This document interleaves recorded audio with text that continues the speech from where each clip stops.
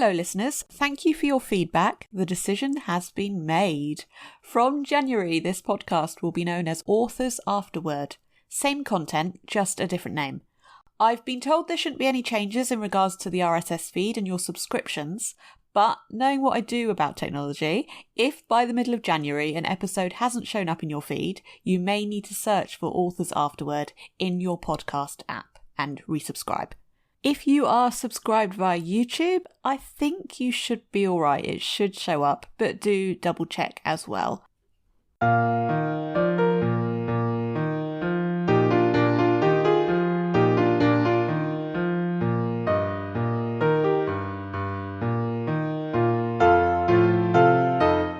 Hello and welcome to the Wormhole Podcast, episode 108. Bringing on an author and talking with them about one, occasionally more, of their books in detail. And we are doing one of those occasionally more episodes today.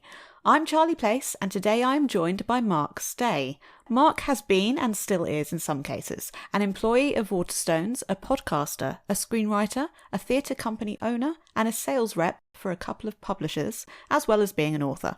So look out for a few extra questions at the end of the show. But for the most part, we'll be discussing his Witches of Woodville series, 4 published and 1 on the go.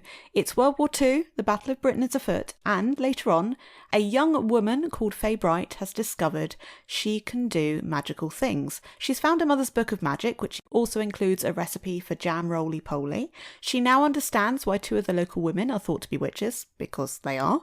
And her life is going to change. She's an ARP volunteer, she's a bell ringer, and now she's a witch. Her dad won't be happy, he wants her working in his pub, but more to the point, we start the series off with a group of sentient scarecrows who the villagers are very good at finding all manners of excuses for that have nothing to do with magic, which is a bit of an issue because the leader of the scarecrows has an evil grin and death on his mind. It's a bit of Pratchett, it's a bit of Douglas Adams, it's a bit of Carry On, and it's a whole heap of Mark's own work. Hello, Mark.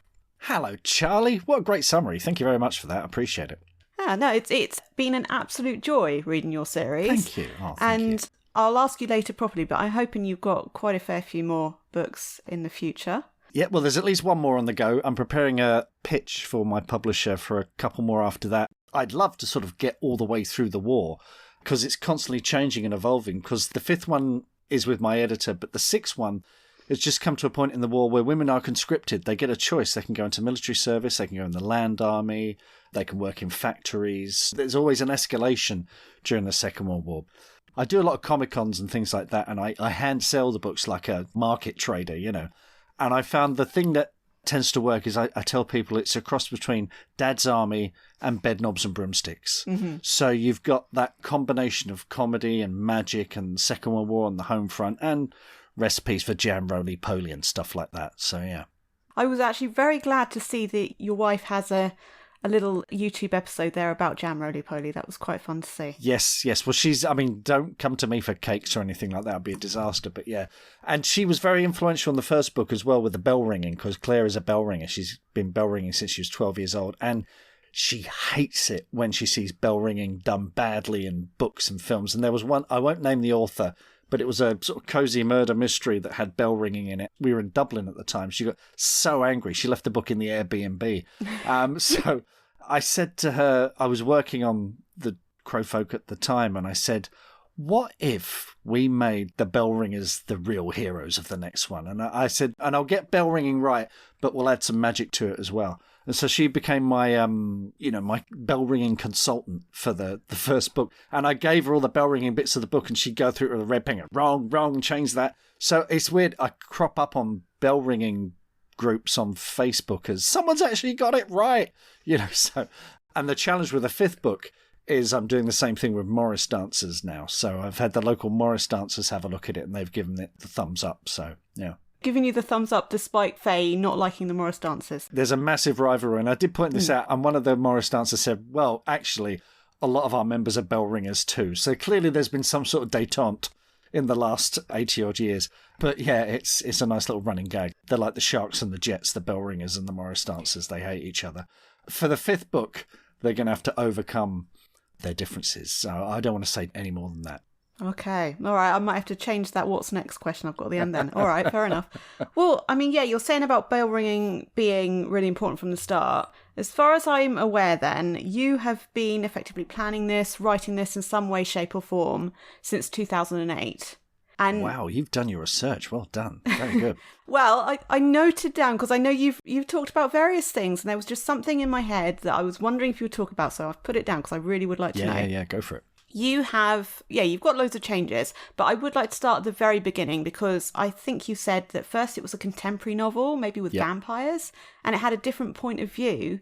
I would love to know more about that. Well, it started as a TV idea. I'm a screenwriter, and you're constantly having to come up with ideas that you can pitch, and what producers in TV are looking for is that endless well of stories where you can have a location, you can come back to it again and again and again. And I'm a big reader of the Fortean Times, the magazine that talks about strange stuff that happens all over the world, and so much strange stuff happens in the UK. And I wanted to do almost like a British Buffy the Vampire Slayer, where you have a village where weird stuff happens all the time. And you've got, originally, I was going to have a local journalist on the local newspaper sort of investigate these things, but I could not make it work. And I think it was because it was set in the modern day. There was something about it didn't quite click for me. I mean, if you want a great example of how it should be done, have a look at C.K. McDonnell's Stranger Times books. Those are brilliant and they're fantastic. But for me, it just didn't work. And I wrote it as a TV pilot, and then I tried it as a book, and then back as a TV, a ping back and forth. And it was my TV agent who said, why don't you set it in the war? Because he knows I'm interested in that period. And see, why don't you set it in the war? I watched Bedknobs and Broomsticks and thought, yeah, actually, that could really, really work. And it was about 6 years ago that we moved to this part of Kent. We've got Reculver over there where they tested the bouncing bomb. Where Battle of Britain happened overhead. There are still all these pillboxes around us, which would have been at the forefront of any invasion. So everything sort of clicked into place for me. And it could heighten the tone. I think that was the important thing. If I made it modern day, I just feel the tone would have been wrong. But going back in time, having that kind of remove, you can heighten the tone a little bit more, make it a bit more comedic, have a bit more fun with it. Yeah, and that turned out to be the case. And I was originally going to self-publish it. I kind of thought this is a bit strange for traditional publishing. I might just self-publish this as a series of novellas, about 60,000 words or something. But my agent said, let me have a look at it. And I sent it in, and he said, no, I can sell this. The first draft was only 60,000 words or so. He says, but it needs to be longer. And he gave me some suggestions. So I went away and beefed it up. And yeah, Simon & Schuster snapped up 3 and then snapped up 2 more. And yeah, I'm so glad, because little things like Harry Goldhawk's cover art, I never would have got that without, the publisher's involvement. Yeah, so it took a long time to click into place, an awful long time to click into place. But when it did, it then flowed very, very quickly. And it's just been, like I say, this endless well of story. You can, I've got this ensemble of characters that I can come to again and again and again, and we can have fun with tormenting all of them. It's set in a period that people get very nostalgic about, particularly in the UK, particularly in this part of the UK. I mean, I'm just up the road from Thanet, which is like Brexit Central. And what I've discovered in doing my research, this was the time of mass observation, and you had people writing daily diaries. And you get books like Nella Last War and Mrs. Miles's Diary and the Blitz Spirit book, where you get all these diaries from people in that moment writing about their lives. And what you discover is we weren't all in it together.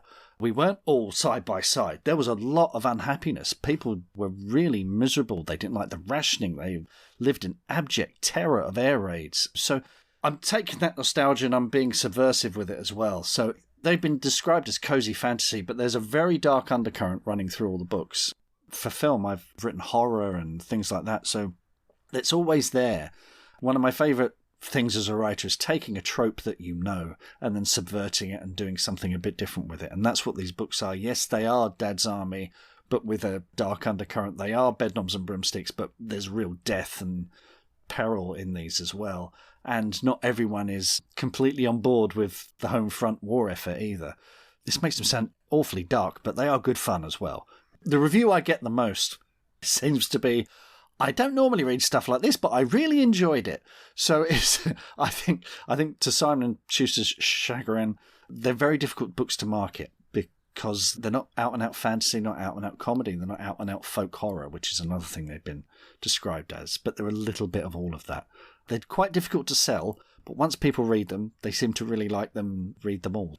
We need Mark's Day as a genre. Yeah. Oh, I don't know. So I would like to ask you more, if we can concentrate on Faye. I would really like to know more about her development because, and this is something I have seen in reviews, people say, oh, I'm not sure about her age and stuff, which I actually think is a point you're making. You know, you've made her like this to explore different things. And I would like to ask you, about her development, how you developed her. The common criticism, I say common, one or two people have said it, is that she reads a little young in the first book.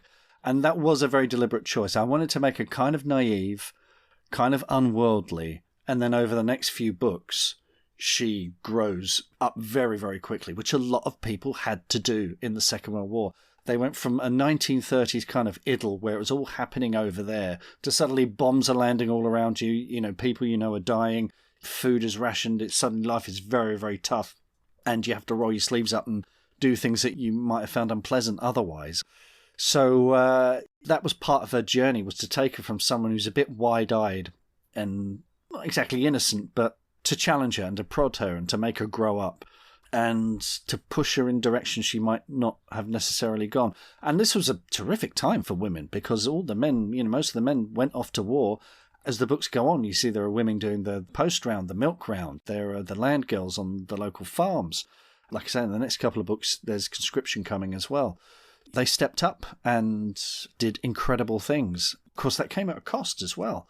They all had their own plans and things that they wanted to do, and suddenly they're thrust at the forefront. So Faye is very much an example of that, but with magic. And she's a little bit, all of the women in my life, she's a little bit like my mum, my sister, and my wife, and my daughter, none of whom take any nonsense from anyone and will speak truth to power. That's another important thing that Faye does, is she'll say, hang on a minute. She'll ask the awkward, impertinent questions. And she's got that kind of working class grit as well that I like too. So she's great fun to write. She's easy to write for me. I ran a theatre company with my wife and I wrote plays, and she'd been to drama school, you know, and she was very good at giving me feedback and saying, no, a woman wouldn't say that. We would develop characters together. You soon learn that you just need to treat each character as an individual, give them their own individual goals and needs and wants, and test them and see them keep getting up again and again. I can't talk about what's coming sort of in, say, the 6th book, but there are bigger challenges coming for her. She's going to have to really grow up very quickly. So by then she'll be about 20, 21 years old. I've read a few of Kate Atkinson's books that are set during the war as well, and those have been a big influence as well, just seeing how the characters in her books, you know, you look at something like Life After Life, where you've got a young woman going through the Second World War and seeing death and destruction. And it's certainly for this next phase of Faye's life, I'm thinking, let's get it a bit more real and a bit more gritty maybe. Okay, so, I mean, I noticed definitely a step up, I want to say, in how you were telling the story in between 1 and 2. You know, you brought the kinder transport in. There was a lot more seriousness and never getting rid of the humour, but you brought more seriousness. Sounds like then you're going to expand the scope more and kind of widen it almost to more. Absolutely, yeah. I mean, the second book, Babes in the Wood, you've got those kinder transport children. And originally, I thought, we could have evacuees. And I thought, actually, no, they were evacuated away from Kent, not into Kent, where all the bombs were dropping. So I thought, who could come? Oh, kinder transport children. So, and I looked into that and what they had to go through. And then to come to this green and pleasant land, but still confront prejudices and still have challenges to overcome. An author called Victoria Goldman was very helpful for me because again, as with the bell ringing, I was sort of out of my comfort zone. So certainly when it comes to kinder transport children and Jewish culture, I gave it to Victoria, who gave me a report to set me on the right path with that as well. And you can't shy away from the fact that there was some very dark stuff going on. That was more of a murder mystery as well. I wanted to have a bit of a riddle at the centre of that one too.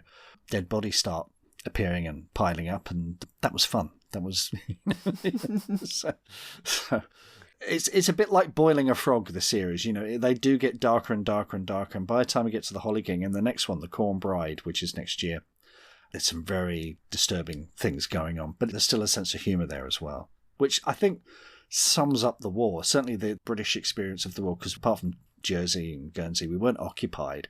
So we never suffered under the jackboot, as it were, but we suffered with the bombings, but there was still a sense of humour, a sense of gallows humour that got people through it, and that's very much in evidence in the books, I hope. Obviously always staying with the comedy, but it's going to veer towards horror a little bit more, ever more as such then, yeah. I think so. A few people have said, you ever thought writing anything without magic, without fantasy or whatever? Well, I get enough of real life as it is in the real world. I like injecting magic and horror and fantasy elements into stories because they're very good at investigating big ideas. Thematically, each of these books are about quite big ideas. And horror I find very cathartic as a writer. I go to horror film festivals and literary festivals and stuff like that. Horror writers are the nicest, most well-adjusted people you'll ever meet because they get it all out of their heads and into the system, onto the page.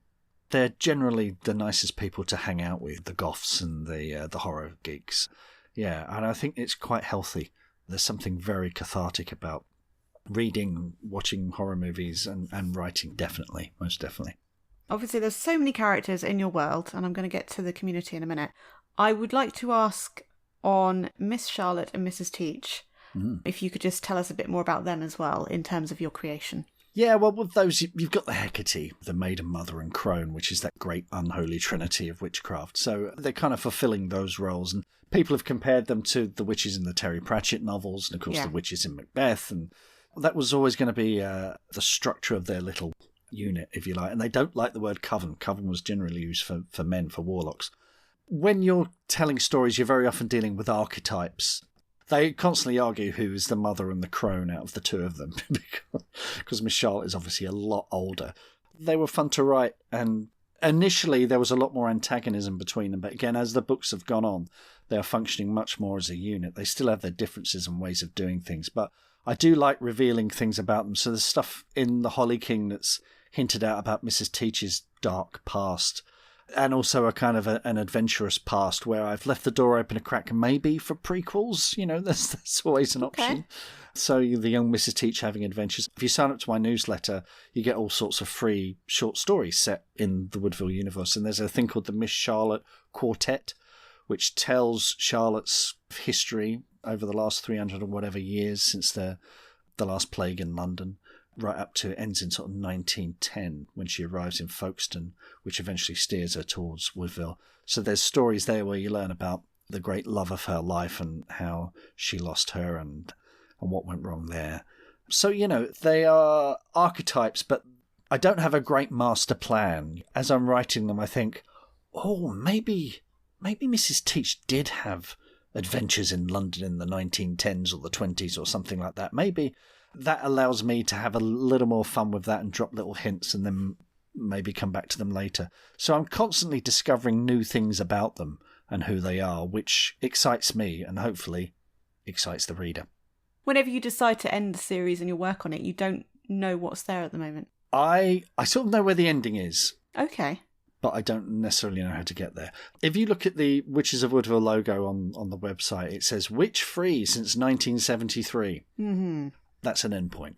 I can't say too much about it, but I do have an idea of a scene that happens at the end. But what happens between now and then, who knows? There's a finish line, and I'm vaguely heading towards it, but it's going to be quite a bumpy road along the way. We'll see. We'll see if I ever get there. Okay, so 25 books at least I'm seeing then, maybe, in this series. Stranger things have happened. You've touched on Woodville as a village, and you have this community of people, which I like. I mean, you've got so many potential people that you can go to. I'm actually wondering if you're going to bring the librarian in at some point, because I know she's all over your website and things like that, and your acknowledgements. Is that possible? There's one line, maybe two lines in The Holly King where there's a hint. That's all I'm going to say. All right. Maybe I have missed that. Okay. Trust me, no one's picked up on it. I'm really surprised. It's one word, it's a surname, and I think it crops up twice. And no one has picked up on it, so I'm not saying anything. If anyone wants to let me know what they think it is, drop me a line. And there's a slightly bigger hint in the second book as well, in the Corn Bride, the sixth book as well. Well, yeah, I mean, you've got this community of people then, because I definitely went down a detour there. And I suppose I want to ask just the creation of them. Because you've got so many different people, and you do introduce more people with the new books as they open. You've got more people. How do you keep track of them? There's limitless possibilities. We could have many more people join. Yeah, just ask about them in general. Yeah, well, initially, many of them, I don't think I've ever admitted this before, many of them were based on characters from the Carry On movies, or at least the ensemble. I don't want to name names, but I mean, Faye's dad, Terence, the description, he basically looks like Sid James. Mrs. Teach could be Hattie Jakes. There's a Peter Butterworth in there as well. So initially, just for my own thing, how am I going to keep track of these? I cast them in my head and then started writing, but then they become their own thing. They evolve into their own thing. I write using a piece of software called Scrivener, which is great because you can keep all your research in one place. And I've got essentially a Witches of Woodville Bible with everything in there. And I just sort of keep track of them. And my copy editor is brilliant, Lisa Rogers. She's just fantastic. She will say, hang on, wasn't he with the blah blah in the previous one? Oh, yeah, you're right. So yeah, I keep track of it like that. Again, looking at things like the war diaries from the mass observation projects and village life at the time. You look at what people were doing and the different services they were providing, and you want the butcher, you want the baker, you want the pub landlord. Everyone's got their kind of role, and the vicar as well. Again, you're dealing with archetypes here, which very often can be tropey and quite stereotypical, but then you want to have fun with them. And so you present them as one thing and then you subvert it and have some fun with it. Definitely in The Corn Bride, the poor vicar's going to go through a lot. So, yeah, and you sort of pick and choose. It's like having a theatre company where you have an ensemble, we have a rep company, and you're casting a new show each time, and you think, oh, actually, it'd be really fun to bring so-and-so to the forefront and have them. So with the Holly King, we had the Postie, who got one mention in a previous book, I think. And then I brought him to the forefront in the Holly King and just made him a star for a night and then tormented him and did terrible things to him. That's the joy of it. And very often when I'm working on one book, I'm editing or copy editing the previous book. So you think, I'll just drop a mention of their name in so that it makes me look clever, like I planned the whole thing out. Yeah, it's nice to have a wide cast to choose from because it just adds to the possibilities. But I think the mistake to make is to try and involve them all in every show, in every book. Just focus on a few of them in this story, and then when we're done with them, we'll move on to the next one. And unlike actors, they don't get hurt or offended when you ignore them. That's very true. That's very true. I am so here for the Reverend having more of a place in the next book. He's got that companion, tenant with him, so that'll be interesting to find out more about. So you have mentioned things like diaries and things like that, and you've got Bertie's Battle of Britain, which I did want to just go into a little bit because I really liked it. Can you talk about including that? Yeah, well, I came across something in a was it a car boot sale? No, it was a book fair in Whitstable. And what's the book called? It's called A Harvest of Messerschmitts. And it's quite a rare book, and it cost me like 15 quid, but I snapped it up because it's all about this village during the Battle of Britain, and it has a day-by-day account of what actually happened. It's magnificent, and it shows you the local airbase and everything. It was just so incredibly useful. And Bertie is the kind of lad who would keep a diary about what's going on in the Battle of Britain. So it was a fun way to chronicle what's going on around them without having it impinge too much on the actual story, without getting too expositional. So yeah, that was great fun, and I wish I'd had it for the first couple of books actually, because it was just so incredibly useful for the world building. But again, you expand the world with every book, you explore different I mean, Woodville itself is kind of a greatest hits of Kent villages. I could have set it in somewhere like Chilham, but by creating my own village, I can take liberties, and I can have the kind of pub I want, I can have the kind of church I want, it can be the size I want. And also there's a wood, which we don't really have here in Kent. You've got bluebell wood and things like that, but I wanted to have an ancient wood. And depressingly, mostly thanks to Henry VIII, we don't have any big woods in this country, really. Yeah. Not ancient woods. New Forest is called the New Forest because they had to sort of replant everything after he chopped all the trees down for the Armada. So I had to invent that and create that. And it's necessarily small, but a bit like the TARDIS, it's probably bigger on the inside than it looks from the outside. You have to sprinkle just enough realism. I used to work for Headline Publishing, and we published a lot of what they used to call saga romances, which would be set, I don't know, say in Portsmouth in the Second World War, or Southampton, and a friend of mine, she used to devour them, and I got samples of everything, so I'd give them to her and she'd give me reviews, so it helped me sell them. And I remember saying to her once, what is it about this genre that you love? What is it that makes all the difference? And she said, well, it's not necessarily the stories. She says, it's those little details about the number 75 bus from Clapham Junction or whatever. She goes, those are the things that take me back, that resonate, or at least that feel real, even if it's set somewhere she never actually lived. It just adds that reality. I remember taking that as an important lesson. Those little bits of reality ground the story so that when you're adding witchcraft and magic and stuff like that, it just feels all the more real. Yeah, no, I agree. You're making me think back to conversations I've had with Jacquie Bloese and also Lucy Barker. With Lucy Barker particularly, we got really into her location work, particular roads that she'd used and things like that, and she'd done lots of research. So yeah. And I've actually put down a note. I don't usually note things for myself, but I put one. I'm going to look to see if there are indeed books about Southampton, if that happens to be one of the things you guys publish, because that's my city. I'd love to read that. So I'm going to find out if that is indeed a thing. Yeah, so you've got Bertie's diary then, and I love Bertie's development over the series. You leave us off, I think, at the end of book 1, wondering if he's going to find out more, if he's going to be more involved. And then, yeah, you have got what is effectively a 50-50 at the end of book 4, which is, I'm very interested to see where you choose to go with that. But yes, I love his development. I also love the dad, Terence. And I suppose I'm going to have to leave it there with the characters because there's other things I want to talk about, and there are so many. I would like to ask about the language. It's one of my favourite aspects of this book. You've got the very British language, the old-fashioned words. I also noted, well, again, I'm assuming is deliberate, you've got repetitions of sentences and ideas. I've put down, like the mosquitoes going into Faye's mouth, which is quite a comedic thought, and that's why I'm thinking it has to be absolutely deliberate. You've noted that down and stuff. So can you just talk about your use of language and writing for these books? Well, first of all, the mosquitoes in the mouth. When I first started working on this, back when it was a contemporary thing, I lived in Surrey. And I went up to Box Hill one night. I said to my wife, right, I'm going to drive to Box Hill and I'm going to get lost in the woods in the dark. Because it was the only place where I thought it could be remote and dark. And even there in the middle of Box Hill, I could still hear the M25 in the distance, the cars and what have you. Yeah, I remember walking through there in the dark and getting a mouthful of mosquitoes. So it's like a mouthful of bugs anyway. It's like blah, blah, blah. So yeah, there's a bit of sense memory there. But the language is... You've got the diaries. You've also got films set around that period. So films like Powell and Pressburger's A Canterbury Tale, where they used a lot of non-actors, which was really important for me.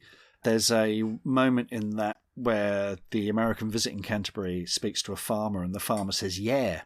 And I thought, yeah. If I just put yeah, I thought, oh no, that feels too modern. I can't put that in. Yep. It's not the way we'd say it necessarily now. It's kind of, oh yeah. It's kind of a yeah. It's like a door creaking.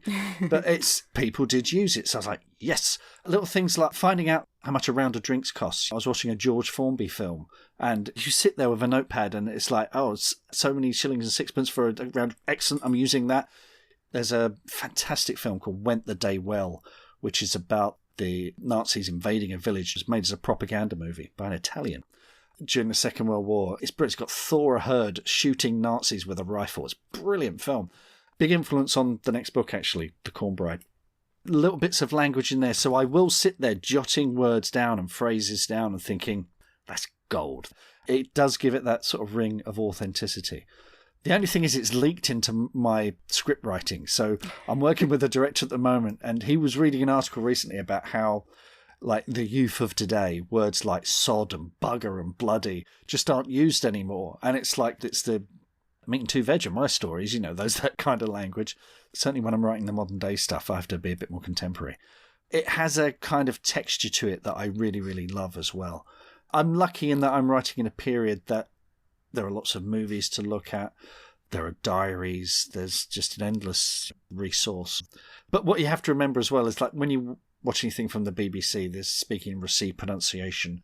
They're speaking in very formal language. So you look for the stuff that isn't in presentation mode, where it's a bit more informal, where people are talking like their real selves. I'm seeing where you bring your research into the book directly, because you've got George Formby film. He was huge. He was the Tom Cruise of his day. He was massively popular. Bertie would definitely have been a fan.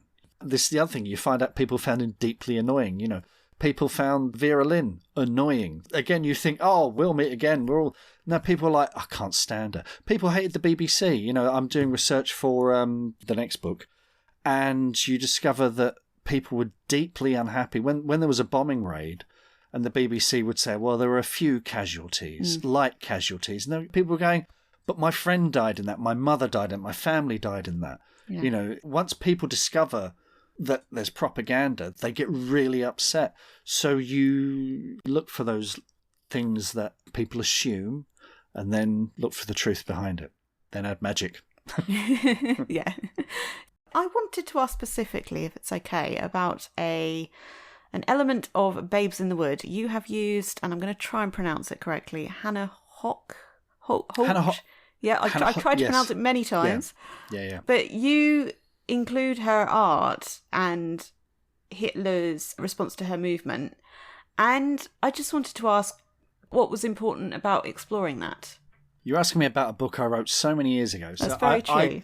I saw her work on a documentary and I thought it was extraordinarily modern, and I love that it was a woman in Nazi Germany doing this in defiance of what was going on.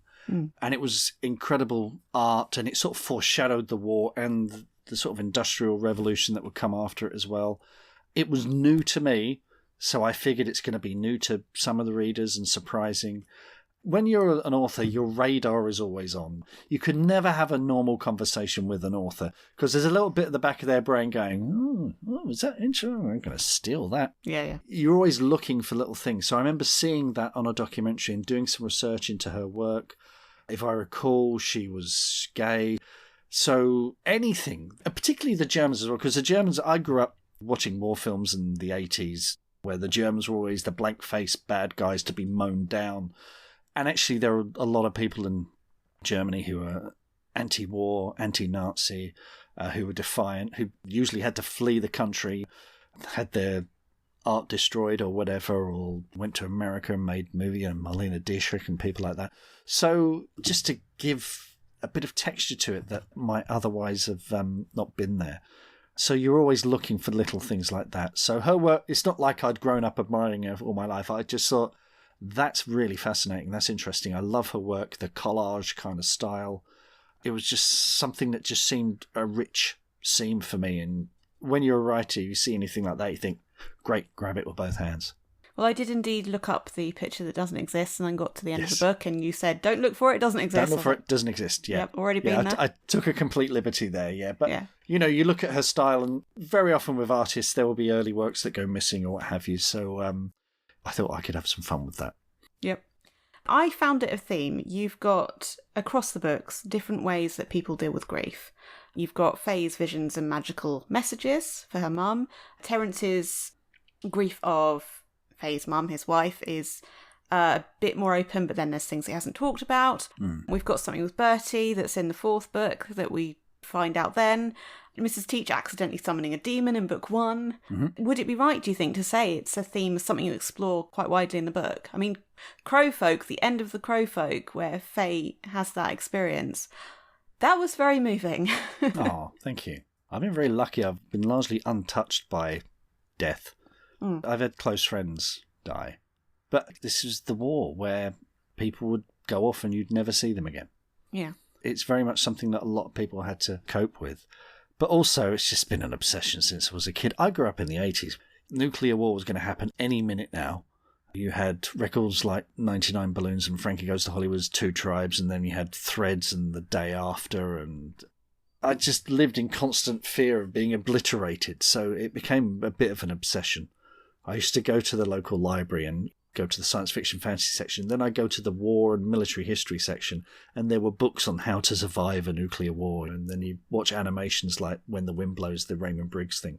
I'm dealing with my own sort of issues there as well, which is probably why I'm using magic and such to dig into it. I don't know, it's also that tropey thing of the hero. Very often the hero is either an orphan or they've lost a parent, one or the other. There's often a piece of the puzzle missing in their life. They're looking to fill a hole, a gap in their own psyche. You have to be an Old Testament God to your characters. You have to test them and make life horrible for them in order for them to dust themselves off and grow stronger. So yeah, it's definitely a factor, absolutely. And as the books go on, it's just going to get worse. Sorry. No. I mean, I think it works. I think, well, like the whole thing with book 2 becoming more serious without losing the comedy, it absolutely works. Tone is difficult. It's a balancing act. If you go too far one way or the other, it can get too dark or it can get too comedic. And you're doing a tightrope act as you kind of balance the two. The thing is, people will always laugh in the most darkest, grimmest situations. I'm always wary of any story that has no jokes in it, that there's no humour in it. Even in the darkest places, people will find something to joke about, if only to alleviate their own tension. So it will always be part of the books, and I've got beta readers and editors who know my bad habits and my predilection for a dad joke. So they will say, no, it's too far. So sometimes I'll put it in and then take it out again just so I can scratch that itch and then move on. Getting the tone of this right was probably what took it so long. I think those early versions, contemporary versions, had a necessarily darker tone than I think was right for the series. And like I say, by setting it in the wall, by giving it that remove, elevated the tone, heightened the tone just that little bit, where I could have a bit more fun with it. So by the time we get to book 6, it gets a bit more serious, but the humour will definitely still be there. Don't worry about that. Okay. All right. I will not ask about book 6. I've written one chapter of book 6. I'm still not sure of that. So yeah, we're a long way from finishing that. Yeah, no, absolutely. Will Miss Charlotte regain her sight? No. I wondered. I'm a big believer in that if you injure someone, they stay injured. If you kill someone, they should probably stay dead. I am a bit fed up of superheroes regaining limbs and coming back from the dead and that kind of thing. Otherwise, what are the stakes?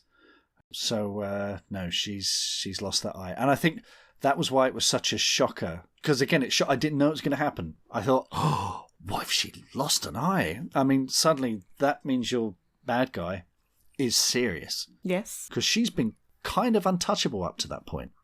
And I made a point in the text of Faye going, I thought she was going to be around forever. I thought she was invincible, and now she's not.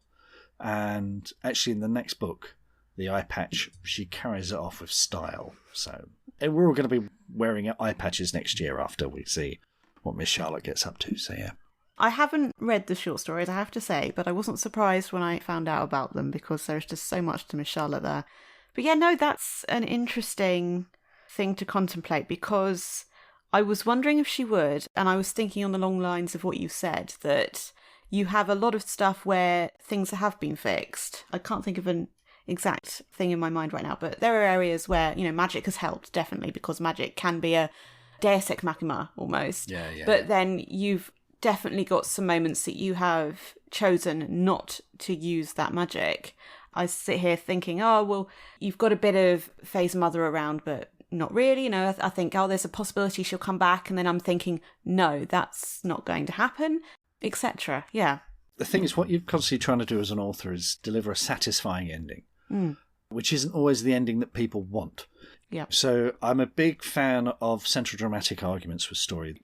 Craig Mazin, who wrote Chernobyl and The Last of Us and all sorts of other stuff, he does a great talk on the Script Notes podcast about central dramatic arguments and theme and how it all ties into story. And it all goes back to Aristotle, and it completely blew my mind. I listened to it while I was working on the edits of The Crowfolk, and it changed the way I've written. And, you want to deliver a story that's satisfying but resolves that argument. And each book has its own argument. Each book asks its own question. By the end, you have to deliver something that's satisfying but feels truthful. If you start bringing people back from the dead just because it would be nice to reward the character, I don't think that's truthful. I don't think people are going to believe that. It's like people say they want cake and custard or jam roly-poly, but if you keep feeding it to them, they're just going to be sick. You've got to give them their greens every now and then. And it's how characters evolve. You knock them down and they get up again. They dust themselves off and they're a little bit stronger. And Faye, with each book, and most of the lead characters in each book, have had to grow up a bit and become a bit tougher and stronger, to the point where they're going to defeat the Nazi war machine, which in 1939 seemed impossibly overwhelming. It went through Europe like a hot knife through butter. We missed out an invasion by a series of flukes, frankly. If there wasn't the channel between us, we'd have been occupied too. I mean, in the Holly King, Dunkirk is mentioned a lot. And it was a terrifying time, those men who were sent there, completely poorly prepared and sent running. Really, really, really, really tricky. So, you've now got to build up over the next few years to the point where they can be strong enough to take the terrible decisions and do the terrible things they need to do. Okay, so I don't want to say too much, but book 6, the thematic question is, to fight evil, do you have to fight evil with evil? This is the old pacifist question. People, Faye especially, are going to be doing a lot of growing up in that one. So how do you defeat something that is so evil without becoming evil yourself? You've got to do this to your characters. You can't just let them off the hook with a bit of magic at the end. The magic is like any other tool. There has to be consequences, and it can't just be a wave a magic wand and everything goes back to normal. J.K. Rowling. Sorry. All right. So we've got book 5, The Corn Bride, I have written down. It has book 6 with its first chapter. Is there a working title there? There is, but I'm not going to say what it is. Okay. Yeah, I'm going to, yeah. All right. So there was one thing I wanted to ask. I said I hadn't noticed this, the word or the name you said about the librarian. But something I did think, and I think I've got it right. I had my ebook, I was looking through it, I couldn't quite find it. Am I right in thinking, from what I've researched and putting it together from what I've read in your book, you've got real people in your book in a way? I think you've got an Andrew Bowden as the flight... Wow. I want to say the captain. Wow, you're good. You're good. Thank you. And you have got Miss Burgess, which I wondered if that was a nod to your wife as well. God, yeah, you've done your research. Well, Andy is an old friend, old colleague from Orion days, and he does the cover art, designs the cover art for the short stories that I do. And he's helped me. I've taken Harry's artwork and he's animated it. So Andy's done that as well. He's a bit of a magician. When you're going through the books and you need to name the odd incidental character, I thought, he'd love that. And weirdly, he's a pilot of, I'm going to forget the name of the aircraft now, but it's like a Spitfire with a little dome in the back. What was he called? Paul Bolton. And it's got this little dome. And yeah. And funnily enough, Andy's been making an Airfix version of one of those because I name-checked him in the book. And I do check with him first. I say, are you going to be okay with this? And he's like, yeah. And yes, Miss Burgess is clearly some descendant of my wife. Yeah, there are a couple of others in there as well. There's also a load of prog rock references too that no one ever seems to pick up on either. They're quite obscure. So lots of Pink Floyd and Moody Blues. A couple of Beatles things too. Yeah, so it's just one of those things when you're sort of scrabbling around for a name and you want something that might be fun, you can dip those in there. But yeah, well spotted. I'm impressed. Good work. Well, I am a fan of Peter Gabriel, but I don't know much about Genesis or anything, so that isn't something I would have picked up on. But no, that's interesting. Might have to go through at some point and find those. Babes in the Wood. Loads of Moody Blues references. My dad was a big fan. Yeah, so if you're a fan of that band, go check out. I've had a couple of people notice things about that, so... But again, it's just a nerdy thing. All right. So something I saw in research, and you've said here, you went to the library a lot as a kid. You were reading about military history. So there's a lot of you in these books in that way. But obviously, as I'm kind of focusing on different people, is there any of you particularly within the village? I guess the closest to me is probably Terence. And a little bit of Bertie as well, I think. I'm an old romantic like Bertie. If I'd been around in the war, I would have been collecting shrapnel and looking at the dogfights above and getting very excited about that. But no, there isn't. I mean, for the fantasy books, all right, like The End of Magic and The End of Dragons, there's a character in that called Sander Bree, who is basically a much grumpier version of me. That's me on a bad day. And he's such a doddle to write because I just, get all my venom down and cynicism down on the page. And there's something I'm working on at the moment as well, just tinkering with, which would be a science fiction idea, which would be like me in space getting very grumpy.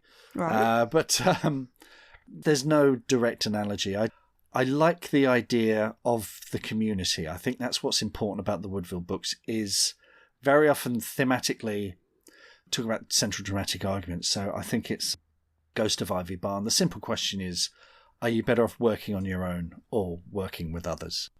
Which works out very well for some people working on their own, but working with a community tends to be the greater thing. And that's the challenge that Faye faces and the other witches, trying to bring all these witches together is like herding cats.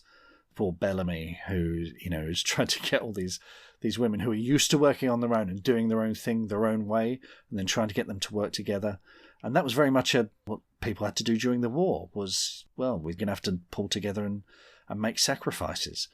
I think the idea of community, particularly as we've, not to get too political, we've just endured 14 years of a Tory government that celebrates the individual and has been closing libraries, dismantling community centres, revelling in the number of food banks they've created. It's like, bloody hell.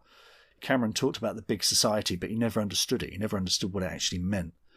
So, you've had this dismantling of all these great institutions that did bring people together. I guess that's the big nostalgia thing for me, a community that actually did that. And I say that as a writer who stays inside most of the day and barely engages with other people, whereas my wife is a gardener. She'll go out and meet people every day and is very community-minded, which I love and admire. It's something, without becoming too much of a grouch, it's something that's missing from today. People are closing pubs left, right and centre, which is why it's important to have a pub in the centre of the village, because it was that community hub. You would go to church, you would go to the pub. I mean, I'm an atheist, I'm not religious at all, but I appreciate there is something to be said for a place where people gather on a weekly basis and meet and say hello and gossip and do all those other things that groups do. Churches' attendance is dwindling, they're closing churches down. What do we lose when we lose that? Which is diehard atheist is a tough question. So, that theme of community, that idea of community runs through the books in a very, very big way. Because I also think the war was kind of the last gasp, I think, of that idea of people all agreeing on something. But again, book 6, I'm going to challenge that a bit. This is good. I'm actually, talking to you is inspiring me to actually get off my arse and make a start on book 6, so we can do it properly. But given what you've said then, I am really interested to find out what you're going to do about St. Irene's having fallen apart. Yeah, you're going to have to find out. Yeah, and the Corn Bride, well, the title suggests there might be a wedding on the horizon, but what happens when your church has lost its bell tower? So you'll have to wait and see. Community and people, not buildings. Yes. Okay. Yes, definitely. So then, okay, we have talked about the Corn Bride quite extensively, and we've talked about how many you're going to write, etc., etc. So I think I'm actually going to ask more about the Bestseller Experiment, because that's how I know you. So yes, you got to doing the Bestseller Experiment, and it was the Best Books podcast at the 2023 Independent Podcast Awards, for good reason, I think. There are a great many episodes. There's it's 500 now, isn't it? 500 now, yeah. Yeah. I know you've moved on from it to focus on your other work, but can you tell us about your favourite interviews from doing it, if you pick 3, I suppose, if that makes it easier?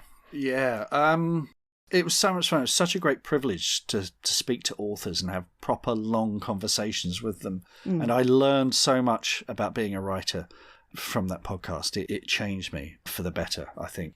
It was a real privilege to do it and a joy. And I've got bookshelves too deep of people who listened to the podcast and got published, self-published, won awards, all sorts of stuff. So yes, if you're listening to this and you're a writer, do check it out, because there's hundreds of hours of free advice from people like Ben Aronovich and Sarah Pimber and Joe Abercrombie and Joanne Harris, Linwood Barclay, major best-selling authors. Michael Conley's on there as well. I remember doing Sean Connery impressions with Ian Rankin while he was signing books, and I think he'd been to the pub. He was quite relaxed and cheerful. So that was fun. But the Ben Aronovich episode has been voted the listener's favourite because it's called the Ben Aronovich Bollocking. Because for those of you who don't know, the first year of the podcast, my co-presenter and myself, Mark DeVoe, we challenged ourselves to write a book in 12 months and get it up the Kindle charts, self-publish it and get it up the Kindle charts. And we challenged our listeners to beat us to it. But we were about halfway through the year and we'd written an extensive outline but hadn't really made a start, and Ben gave us a proper bollocking.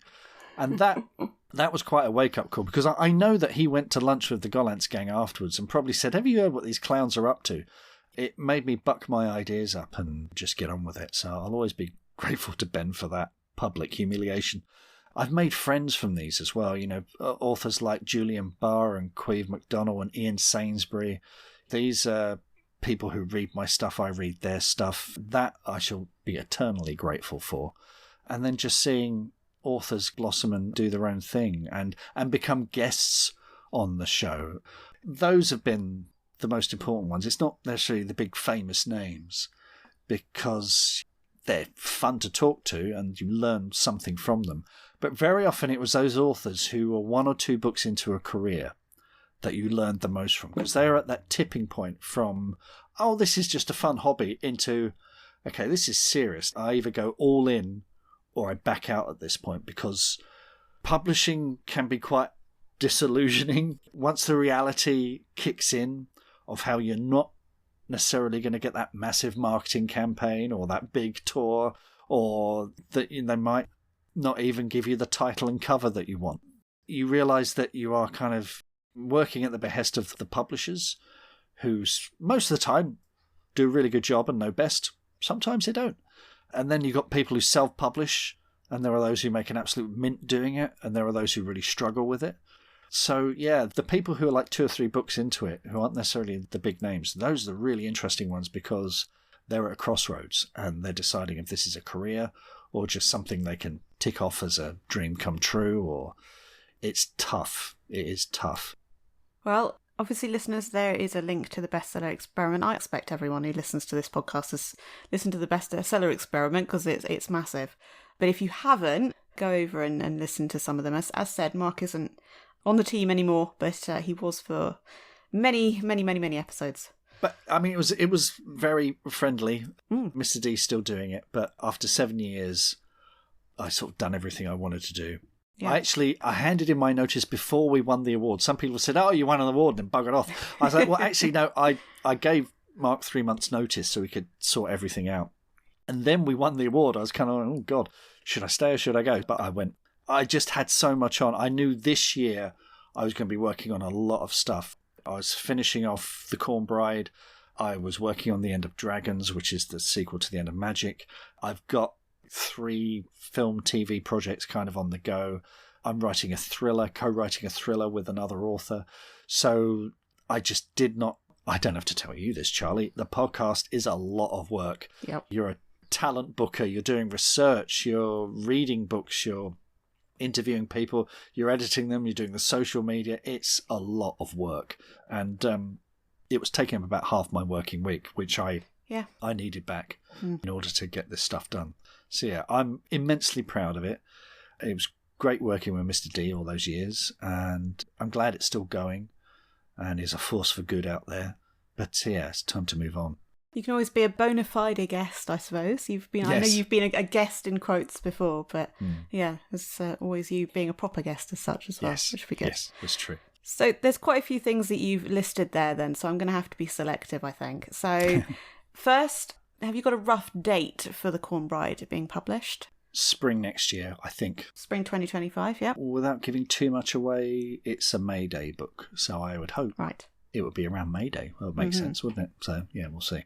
May I ask more about this film project that you're working on?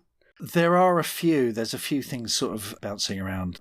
There's a rom-com I've been working on with the author Rowan Coleman for about 4 years now, which started as a sort of lockdown lark And again, it's not been announced, so I can't tell you what it is, but it's a rom-com with sort of musical elements to it. Very different to anything I've written before. Yeah. Actually, it has a bit more in common with maybe some of the plays I wrote early on and a bit like Back to Reality as well. But it's huge fun. Really, really huge fun. It's a proper feel-good movie. Set in the current day, but still has sort of magical elements to it.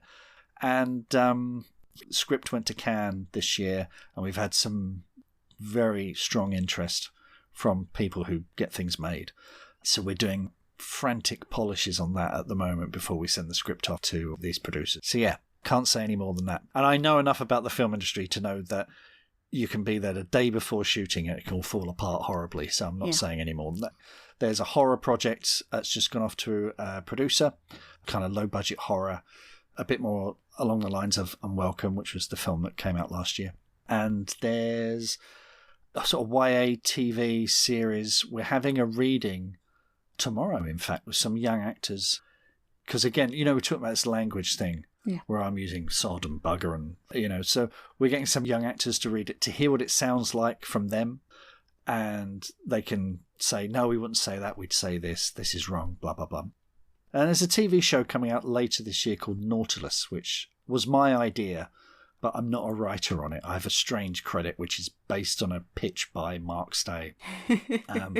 That's going to be coming later this year. I'm not exactly sure when. I'm assured it's coming Q3, Q4 2024. So keep an eye out for that. That's about the young Captain Nemo and looks fantastic. So yeah. Gosh, plenty to keep track of then. Yeah, exactly. You can see why I had to quit the podcast. Yes, I absolutely can. Yeah. No, I struggle sometimes and I haven't got anywhere near as much as that on. So yeah, I certainly haven't got any films coming out or anything. Yeah, Mark, this has been fantastic having you. And I am looking forward to where this series is going to go. Yeah. Thank you very much, Charlie. And I appreciate you doing all that research and reading and looking into it. It's been really, really good fun. Really good fun. Thank you. I do hope you enjoyed this episode. Do join me next time. And if you have a moment to spare, please do leave a rating and or review of this podcast on Apple Podcasts, Spotify or Podcast Addict. Alternatively, you can leave comments on YouTube and Spotify. Thank you. The Wormhole Podcast, episode 108, was recorded on the 19th of June and published on the 28th of October 2024. Music and production by Jacquie Bloese.